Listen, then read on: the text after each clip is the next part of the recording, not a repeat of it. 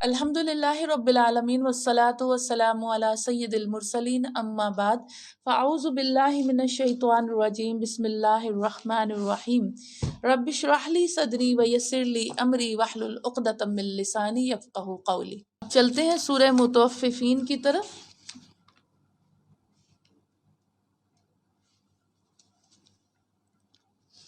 مکی صورت ہے، 36 آیات اور 1 رکوع ہے۔ عقیدہ آخرت ایک ایسا مؤثر نظریہ ہے جس پر کامل یقین رکھنے والا زندگی کے تمام معاملات کو درست رکھنے کی کوشش کرتا ہے۔ اسے اس بات کا پختہ یقین ہوتا ہے کہ ہر بڑے بڑے اور چھوٹے سے چھوٹے عمل کے متعلق مجھ سے پوچھا جائے گا۔ کفار قیامت کے دن حساب کتاب کی شدت سے انکاری تھے، اور کیا ہے کہ ان کے معاشرے میں اس انکار آخرت کا جو وبال ہوتا ہے وہ کیا ہوتا ہے، اس کی وجہ سے دیگر خرابیاں بھی معاشرے میں پیدا ہو جاتی ہیں۔ جب آخرت کا انکار ہے تو انسان گناہ کرتا رہتا ہے اور گناہ کرنے میں وہ اور دیدہ دلیر ہو جاتا ہے۔ تو وہاں جو اور خرابیاں تھیں وہاں ناپ تول میں کمی بھی کیا کرتے تھے۔ اس صورت میں اہل مکہ کو بتایا گیا کہ نہ صرف ناپ تول میں کمی کی بیماری بلکہ دیگر تمام خرابیاں بھی اس وجہ سے ہے کہ تم نے حساب کتاب کے عظیم دن کا انکار کر دیا۔ یہ ساری جو بیماریاں تم میں گناہوں کی اسی وجہ سے ہے، اور اگر تم قرآن کے حقائق کو تسلیم کر لو تو معاشرے کی اکثر برائیاں بغیر کسی سختی کے محض احساس ذمہ داری کی بنیاد پر ختم ہو جائیں گی۔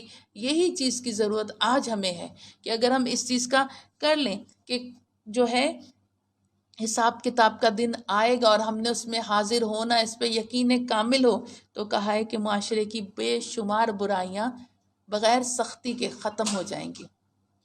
قیامت تو ہر حال میں قائم ہوگی۔ یوم الحساب کے دن پر یقین نہ رکھنے والے اپنی ساری عمر برباد کر کے آئے ہیں، آج ان کو اپنے کیے کی سزا ملے گی، اور ان کے نام بد کردار لوگوں کے رجسٹر میں درج ہیں۔ اور جن نیک لوگوں نے دنیا میں ٹھیک طریقے پر اپنی زندگی بسر کی، وہ آج بہتر انعام پائیں گے، ان کی عزت افزائی ہوگی۔ اور اہل ایمان کو تسلی دی گئی کہ جو لوگ دینداروں کو حقارت کی نگاہ سے دیکھتے ہیں، قیامت کے دن یہی مجرم اپنا برا انجام دیکھیں گے، اور نیکوکار ان کو سزا میں گرفتار دیکھ کر اپنے رب کا شکر ادا کریں گے کہ اللہ نے ہمیں اس سے بچا لیا۔ آیتیں دیکھتے ہیں۔ آیت نمبر 1، تباہی ہے کم تولنے والوں کی، ناپ تول میں کمی کرنے والوں کی تباہی۔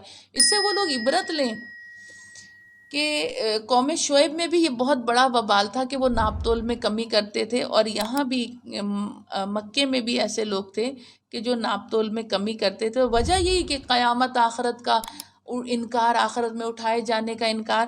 تو یہاں یہ کہا جا رہا ہے کہ ان لوگوں کے لیے ہلاکت اور تباہی ان لوگوں کو عبرت لینی چاہیے جو بعض اوقات اچھی چیزیں آپ کو دکھا کے بیچ میں 1-2 گلی سڑی چیزیں ڈال دیتے ہیں، تو یہ بھی ایک طرح کمی اور بے ایمانی ہے۔